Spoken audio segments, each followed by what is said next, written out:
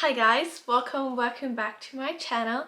My name is Emily and I love talking about books, and it is the end of the month, so that means it's wrap up time.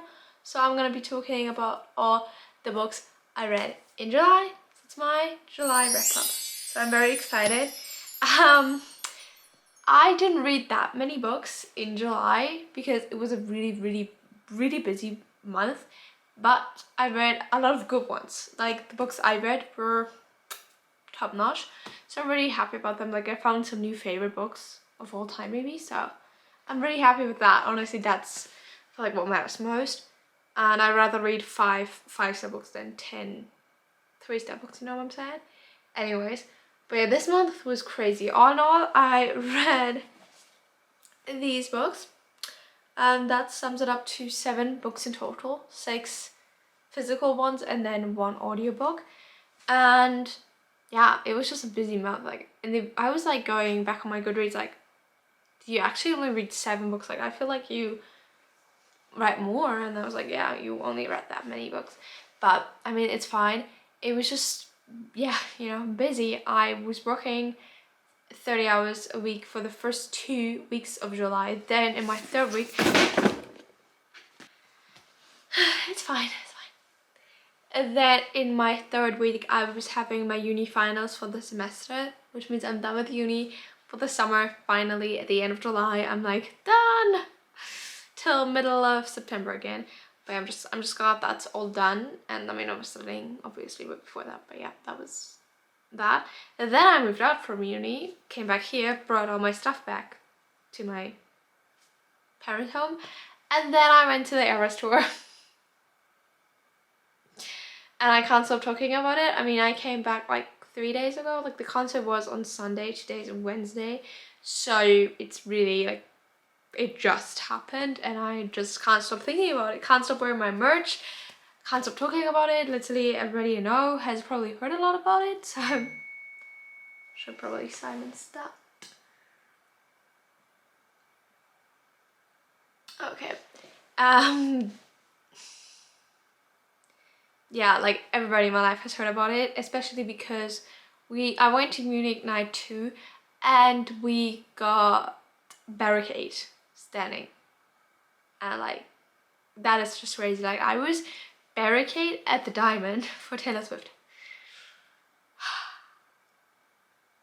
The photos I took, I just can't stop looking at them. And also, she looked at me like a lot. Like, she looked at me during Don't Blame Me.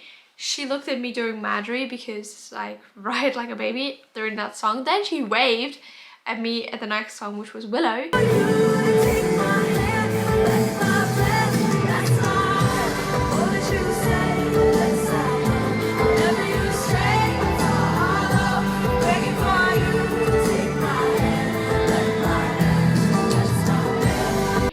And then she looked at me while doing I Can Do With a Broken Heart and Fortnite.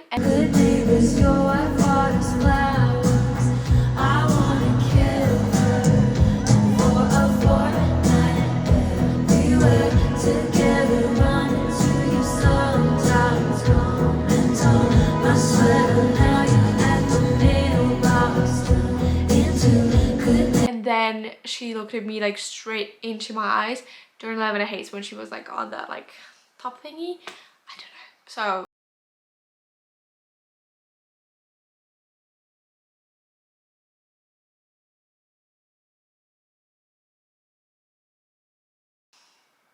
like, how am I not supposed to talk about that? You know, like, how am I supposed to recover from that? And I just can't believe it's over, and I'm severely depressed about that, because like, it was a crazy night. Anyways, I don't think that's why you came here. So let's actually talk about the books that I read, because that's, I fear, the point you came for. Okay, so let's get into the books I read. And the first book I read was We Could Be So Good by Cat Sebastian. I actually read this on my Kindle because it got recommended to me from my library, and then I got the physical edition because I loved it that much, and I gave it actually 5 stars, which I just love this book so much. It is about Nick and Andy who live in the 1950s. 1950s. So it's a historical romance between two guys, so it's queer. And I just thought it was gonna be so sad, and it was, but it wasn't like that sad. You know, I was expecting it to be more sad. But it wasn't that. I don't know, I loved it. And it is about, like I said, Nick and Andy who work at one of the biggest newspapers in New York City, and they're best friends, and then they're roommates, and then they fall in love, and it's the cutest thing you will ever see in your life. They were so fucking adorable. It was so domestic and just sweet. Yeah, like I could not stop talking about how sweet they were when I was filming a reading vlog in it, because that's how I would just, they were so sweet. They were so sweet with each other, so caring, but also with everybody else. And it was so sweet. It was so sweet and so adorable. And yeah, I loved it. And I'm obsessed. Like, I was obsessed. And I don't even want to like talk more about it, because I feel like everybody should just read it for themselves. But top notch, and I want to reread it already and annotate it because it has some great quotes. And yeah, I was a little scared because I thought it was going to be super sad and heartbreaking, but don't be scared, okay? That's all I'm trying to say. Anyways, first book done. Then later in the month, I picked up the second book in this duology, which is like a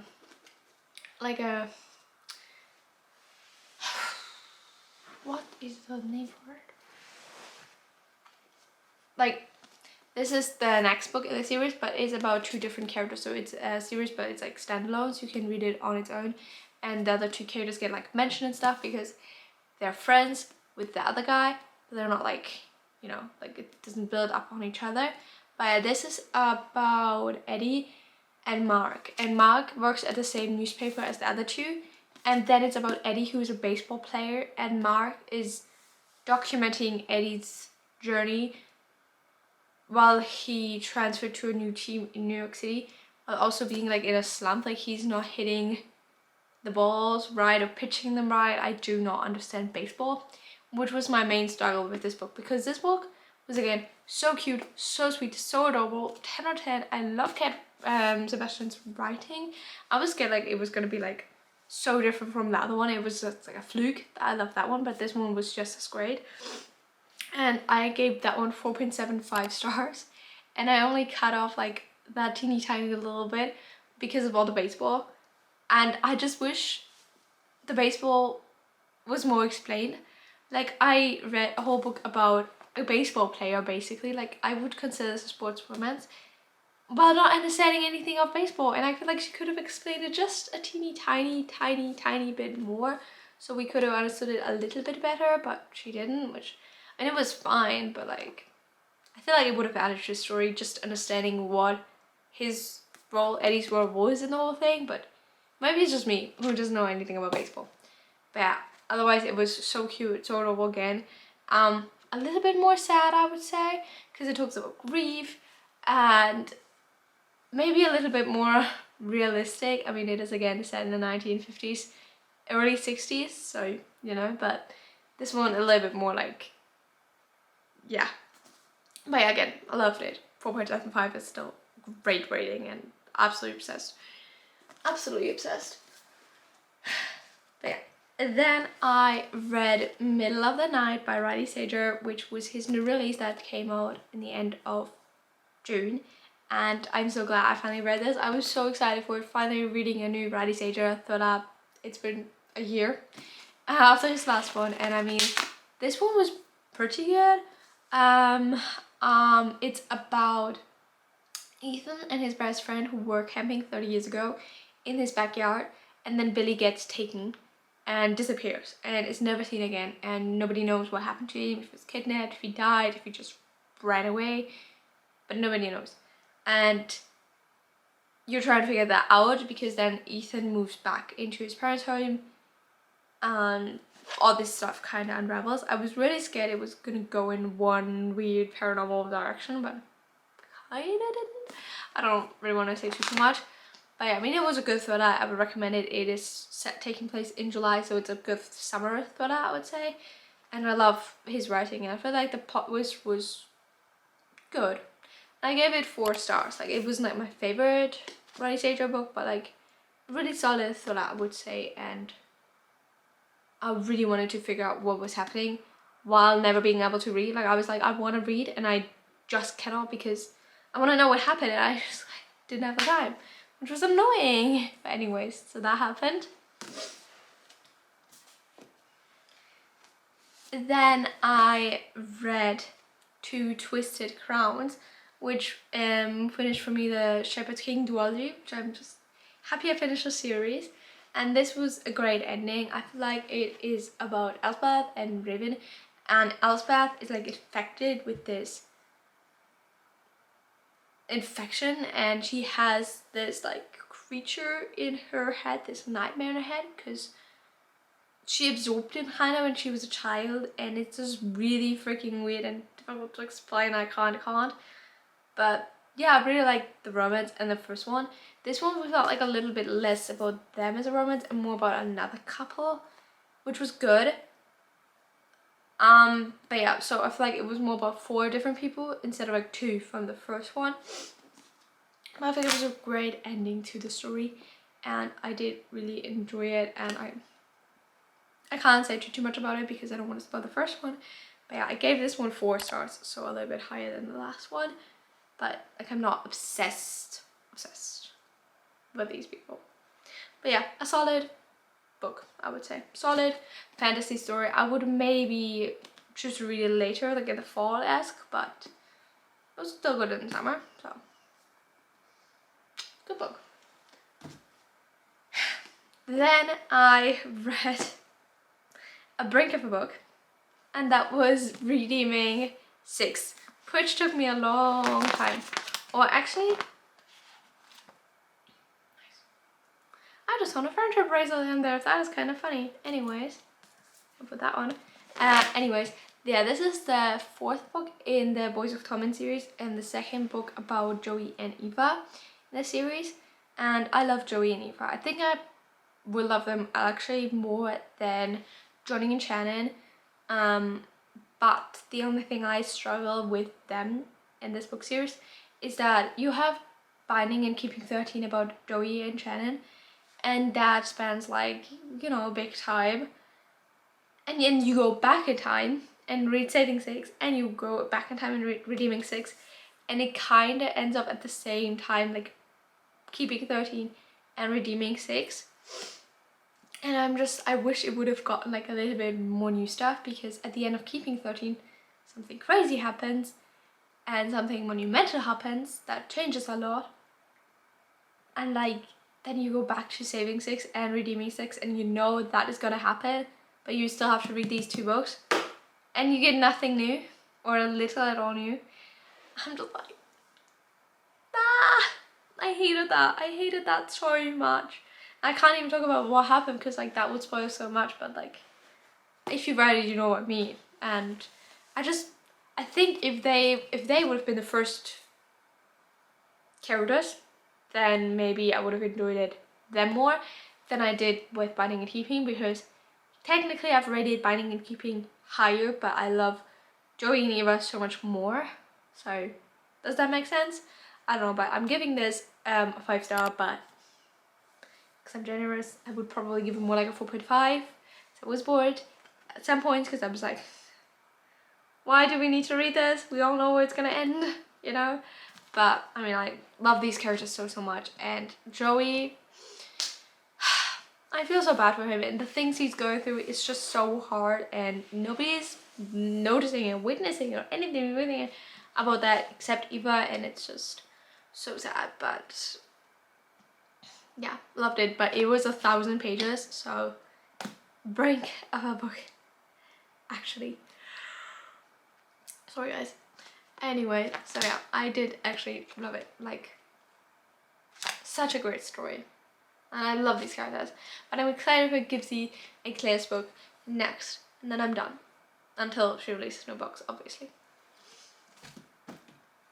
And then I listened to an audiobook, which was Emily Wilde's Map of the Otherland. I think that's what it was called. That's the 2nd book in the Emily Wilde's series, because I wanted to finish that one as well. and it was good. I'm just not obsessed with the series in general. Like, I just think it's a little bit too cozy for me, and I'm just like, do I care what's happening? No. Am I just reading it for the vibes? Yes, I am. And the first one really put me in a slump because I was just so bored, so I chose to do audiobook this one, and I think that was a good choice because the narrative was really good. I loved her accent and everything. That was really good. But the storyline, I mean, it's good. It's nothing crazy. It did take place in Austria and Germany in the Alps, which was very fun. And I also loved the German accent that we had. Because of the narrative at some points when they were talking to the village people. And yeah, I mean, this is about a scientist who is like exploring like fairies and that kind of stuff, with her another scientist, which there's a little bit of a romance between them. And in this one, they are trying to find a door in the Alps, and all this stuff still is happening, and it's very cute with all the fairies and stuff, which are not that nice. But yeah, just nothing too crazy, and I gave that one 3 stars because it was cute. Sorry, I'm still sleep deprived from Taylor because we got barricade. We woke up at 2:40 a.m. to be there at 5 a.m. So, you know, just a little bit tired still. But anyways, the last book I read, it's reading Taylor, was Next of Kin by Hannah Bourne Young. This one I read because I gave Out on a Limb, another book by her, 5 stars. Absolutely loved that one, and I really enjoyed it. I think she has a great writing style. This one was her debut novel, and I feel like you noticed that a little bit, like it was a little bit more cliche-esque, not like how Out on a Limb was like so special and so different from other romances, and this one was very like other romances, but not bad. Just nothing like, oh my god, and it's like so different, so show-stopping, so 5 stars. This one was cute. I like the 2 main characters. It is basically about Chloe and Warren, and they are both fostering their siblings. So Chloe just got the notice that her birth mom had another child and gave birth, and so now she is taking care of her baby sister, and Warren is taking care of his deaf 15-year-old brother, and they move in together so they can save up money and, you know, like team up basically. That was like a initiative from Child Protection Services, so they can both foster their siblings and qualify for that. And it's just a really wholesome and emotional romance because they both don't come from the stablest home lives. But yeah, it was pretty cute and sweet, but yeah, just, I think I've said enough. So I gave that one 4 stars, and yeah, I love the baby. Like Willow, the baby, was so cute and adorable, so I love that as well. But yeah, very sweet, very cute, and yeah. And yeah, these are all the books I read in July. Sorry, little brain bleep. I'm hoping I can read a little bit more books in September because I'm trying to diminish my physical TBR a lot. So let's hope for more books just because of that and see how this goes. But anyways, I hope you enjoyed this little bit chaotic video. Sorry, my brain is just so caught up in Taylor Swift, like I just can't stop thinking about it, you know, so yeah. If you want like full cohesive thoughts, I should have waited a week, but then it wouldn't have come out. So yeah, I hope you enjoyed this little bit of a all over the place book video because I can't stop thinking about Taylor Swift and Willow. She was like this to me. I genuinely cannot. So I died right there on that spot. Since then, it's just been a ghost of myself. So sorry. Anyways, I hope you enjoyed, and I hope I see you in the next one. And yeah, that's all I think. Anyways, bye guys. Bye. Love you. Bye. Oh my god. This is so chaotic. Bye.